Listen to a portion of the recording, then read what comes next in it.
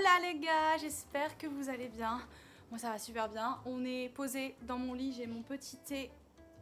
Ah il est chaud sa mère. Je vous jure que je n'ai pas fait exprès de matcher, j'ai juste une obsession très malsaine avec la couleur verte et elle me suit partout. Bon, aujourd'hui je vais enfin vous faire la vidéo sur ma peau. En ce moment je reçois beaucoup de DM sur Instagram et sur YouTube et j'avoue, je suis flattée parce que j'ai pas toujours eu une très bonne relation avec ma peau. J'ai jamais eu d'acné sévère, je tiens à le préciser avant de commencer. J'ai jamais pris de traitement lourd ou quoi que ce soit. J'ai juste une peau super grasse à tendance acnéique. Il y a 2 ans, ma peau ressemblait à ça tous les mois. Pour certains, ça peut être rien du tout, je le conçois et je suis pas en train de dire que ma peau est horrible. D'ailleurs, les boutons ne vous rendent pas moche, les boutons ne rendent pas votre peau moche, c'est pas du tout ce que je suis en train de dire. Juste, je peux comprendre que ça peut être hyper inconfortable. Moi personnellement, même si sur la photo ça a pas l'air d'être un énorme souci, moi j'étais hyper inconfortable, j'avais toujours des douleurs, j'avais toujours des boutons qui me grattaient, des irritations et j'arrivais pas à trouver une routine qui me convenait sur le long terme, une routine que j'arrivais à tenir et je voyais pas vraiment de changement.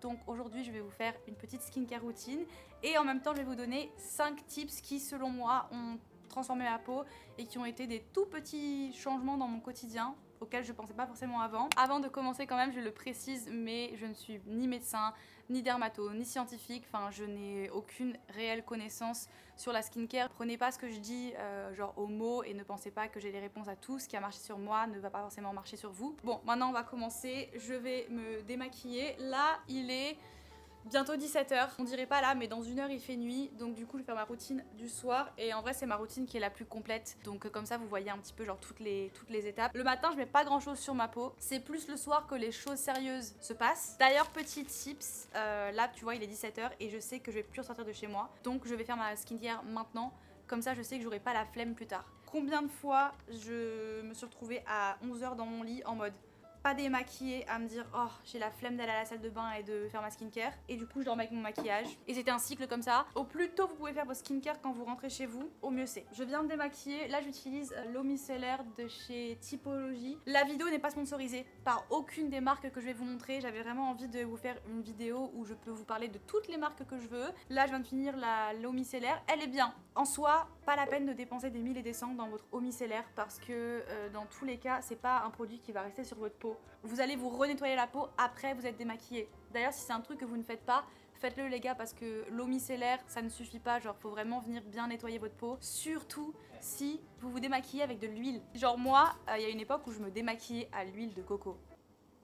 Si c'est un truc que vous faites, arrêtez. Il n'y a rien de pire que l'huile de coco, en tout cas moi pour une peau grasse à tendance acnéique, ça me bouchait mes pores, c'était un enfer. Et surtout, l'huile ça reste sur le visage, il faut venir vraiment la nettoyer avec un nettoyant, sinon vous allez boucher vos pores et la nuit votre peau elle peut pas respirer. Maintenant du coup, je vais venir la nettoyer avec mon nettoyant favori de la terre entière, je fais que vous en parler tout le temps, mais c'est celui de chez Youssou de Pipo. Il coûte cher. Est-ce qu'il y a des nettoyants qui marchent aussi très bien et qui sont moins chers sur le marché?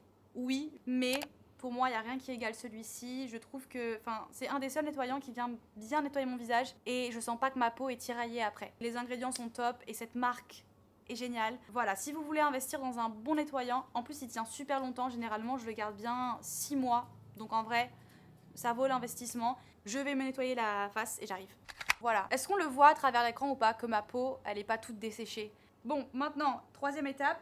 Je vais venir mettre un petit peu de toner, c'est un hydrolat de fleurs d'oranger bio de chez Typologie. Je le teste, donc ça fait pas longtemps, ça fait 2 semaines, donc je peux pas vraiment vous dire si je vois une différence en seulement 2 semaines, mais en tout cas il est agréable à mettre sur la peau. On revient en arrière. En fait, j'allais oublier une étape super importante qui fait partie de ma routine depuis maintenant 2 ans, l'exfoliant. Normalement, c'est l'étape 3, mais je le fais pas tous les soirs. Je le fais que 2 fois par semaine. Généralement, c'est fait à base d'acide lactique. Ça se met sur ta peau et en fait, tu le laisses poser. Ça va venir genre manger toutes les petites peaux mortes. Ça va venir faire le travail d'exfoliant, quoi. Pendant longtemps, j'ai pensé qu'il fallait que je vienne exfolier ma peau avec des produits à grains. Tu sais, je faisais des gommages au sucre avec de l'huile de coco. Oh mon dieu, quelle horreur. En fait, j'avais l'impression que plus j'allais frotter sur ma peau et plus j'allais sentir cette sensation, tu vois, de grain contre la peau, que ça allait vraiment aller en profondeur et que ça allait me nettoyer en fait, alors que c'est tout l'opposé. Tout ce que tu fais en faisant ça, c'est agresser ta peau, l'irriter, l'inflammer, peut-être des fois créer des micro-plaies qui vont du coup laisser entrer des microbes et qui vont faire des boutons. Mais de préféré, C'est celui-là je l'ai découvert il y a pas super longtemps, c'est de la marque Peter Thomas Roth, je sais pas, je connaissais pas cette marque avant, mais ce que j'aime trop c'est qu'en fait c'est un exfoliant qui vient poser seulement 3 minutes. J'adore la skincare, hein, mais alors passer 30 minutes dans ma salle de bain le soir, c'est non. Donc ça c'est trop bien parce que tu le laisses 3 minutes, t'écoutes un podcast, une chanson, j'en sais rien, et tu le rinces et c'est fini. Il coûte un peu cher par contre, c'est le côté un peu moins cool, mais celui-ci il est hyper abordable, il est super connu, c'est celui de chez The Ordinary, vous savez c'est l'exfoliant rouge là, il est vraiment bien, il coûte pas cher. Il faut faire gaffe par contre parce que tout le monde ne supporte pas ce genre d'exfoliant, il faut vraiment le tester sur votre peau avant, mais moi je ne jure que par ça maintenant et plus jamais je ne viendrai exfolier ma peau comme une ouf. On passe au sérum du coup, acide hyaluronique en premier. Pourquoi l'acide hyaluronique? Ça vient hydrater ta peau en profondeur et protéger des agressions extérieures et c'est naturellement créé par notre corps.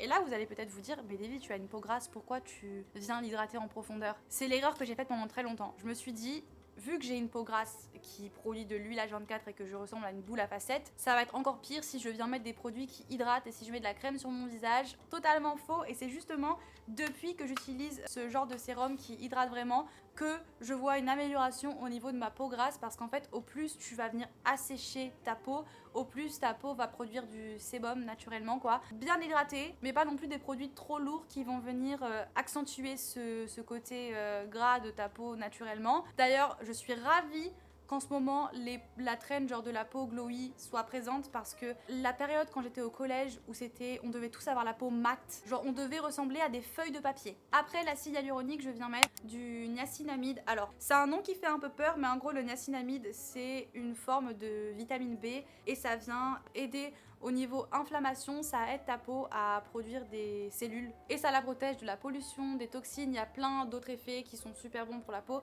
Je vous mettrai de toute façon plein d'articles en description si vous voulez aller lire tout ça. Encore une fois, je ne suis ni scientifique, ni médecin, ni professionnel, ni expert, mais depuis que j'utilise du niacinamide, je vois une différence sur ma peau. Ça a été un des premiers produits que j'ai mis quand j'ai commencé à m'intéresser à la skincare et depuis, il est jamais sorti de ma skincare, donc je crois en ce produit et je l'aime de tout mon cœur. Et maintenant, on arrive à la dernière étape de ma skincare du soir qui est la crème hydratante. J'utilise celle de chez Typologie. Elle est vraiment bien. Vraiment, c'est une de mes favorites. Niveau rapport qualité-prix, mes deux marques préférées, c'est The Ordinary, Typologie.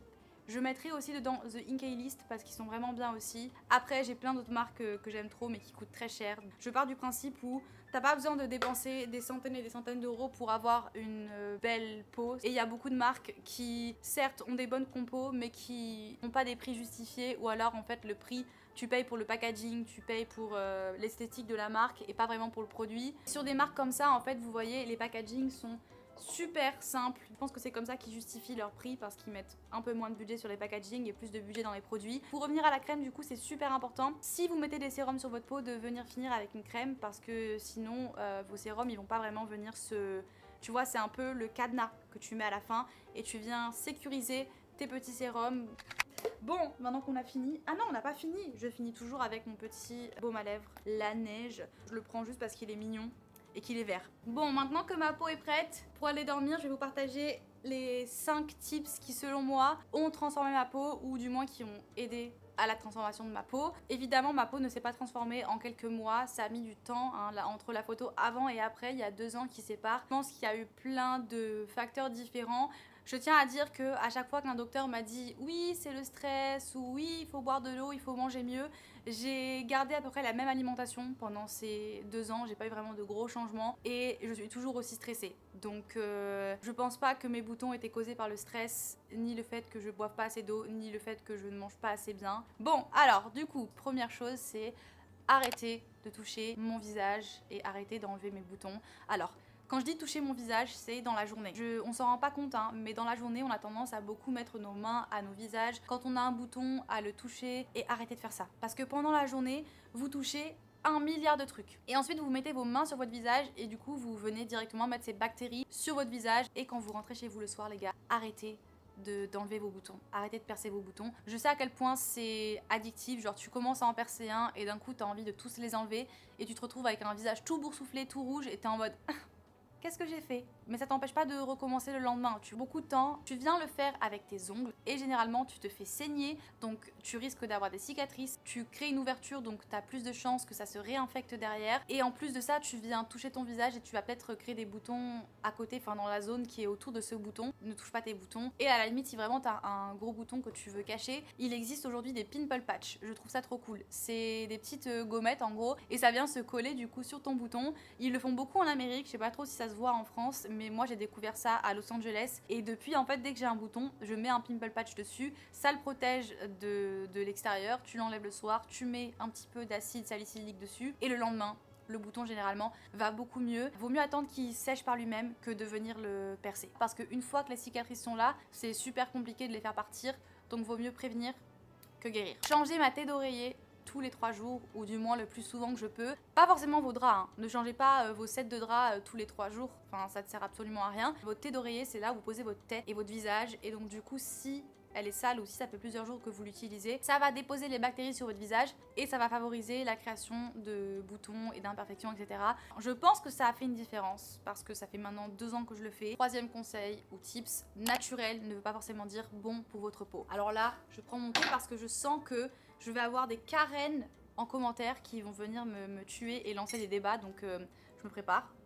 Il y a sûrement des gens là qui ont regardé ma skincare routine et qui se sont dit oh mon dieu, elle met que des produits chimiques sur sa peau, c'est trop mauvais pour le corps. Non, je crois en la science, je crois en la chimie. Je pense que chimique ne veut pas forcément dire mauvais pour toi, c'est des atomes. Et en vrai, quand tu regardes le monde autour de toi, nous-mêmes, on est de la chimie. Donc évidemment qu'il y a certains produits qui ont des compositions cracra et qu'il faut éviter, mais quand tu te renseignes bien et que tu trouves les bons produits pour toi, il n'y a pas de danger, et il y a moins de danger que quand tu viens mettre tout et n'importe quoi sous prétexte que c'est naturel sur ta peau. Moi à l'époque je venais mettre des huiles essentielles sur ma peau en pensant que c'est naturel et que ça peut pas me faire de mal, alors qu'il n'y a rien de pire que de venir mettre des huiles essentielles directement sur ta peau. Ne faites pas ça. Ou alors je venais me faire des masques à la cannelle, je venais me frotter du citron sur la peau. Tout ce qui était naturel, je pensais que c'était bon pour moi. Après voilà, je dis pas que tout ce qui est naturel est mauvais, évidemment que non. D'ailleurs pas mal de produits que j'utilise sont faits à 90% d'ingrédients naturels, donc je vais pas venir cracher là-dessus, pas du tout. Mais je crois en les produits qui ont été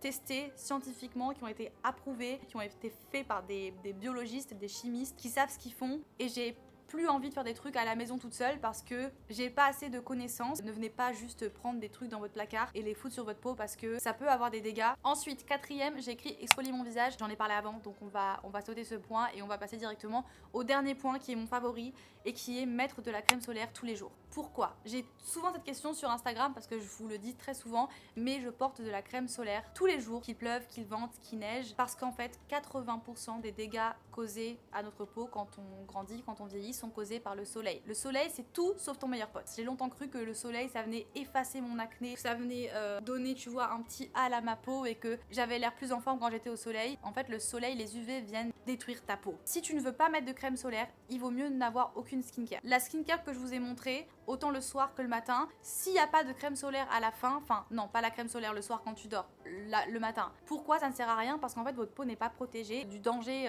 principal en fait, ce qui est le soleil. Et il y a même certains produits qui sont bons pour votre peau qui vont devenir néfastes une fois que votre peau va être exposée au soleil. Donc vraiment c'est super important de bien protéger. Ça aide aussi à préserver le collagène dans votre peau, donc ça va ralentir l'arrivée des rides, ça va garder l'éclat de votre peau, d'atténuer les cicatrices. Moi vraiment je vois une différence, genre ça n'a rien à voir, c'est le jour et la nuit. J'ai un teint bien plus lumineux, j'ai beaucoup moins de taches, ça vous protège aussi des cancers de la peau à la même occasion. On dit pas non. Au niveau de mes crèmes solaires préférées, je vais vous les montrer là. J'en ai testé plein, mais vraiment quand je vous dis plein, j'ai dû en tester au moins 15 ou 20. C'est super galère de trouver la bonne crème solaire qui vous convient. Moi j'adore celle de chez Clinique. Le seul truc c'est qu'elle est un peu blanche et c'est un peu ce qui est difficile à trouver. C'est une crème solaire qui vous rend pas blanc sans que vous ayez besoin de mettre du maquillage par dessus. Je suis encore à la quête de la crème solaire parfaite, mais pour l'instant ça c'est mes 3 favorites. Je vais vous laisser et avant de partir je vais vous prévenir d'un truc secret entre nous, mais pendant tout le mois de décembre j'ai décidé d'organiser des petits concours seulement pour les abonnés qui restent jusqu'à la fin des vidéos parce que c'est vous les vrais. Et aujourd'hui je vous fais gagner un lot de 6 produits de chez Typologie. Ils m'ont gentiment donné un lot pour vous le faire gagner à vous, et tout ce que vous avez à faire pour participer c'est aller commenter mon dernier post avec l'emoji quel emoji on va utiliser. Avec l'emoji trèfle vert. Vous venez commenter un petit mot avec l'emoji trèfle vert et moi je viendrai choisir une ou un gagnant dans les commentaires et vous serez directement contacté et je vous fais des gros bisous. Baby, I'll show you mine. Show me your soul. Honey, it's way past time.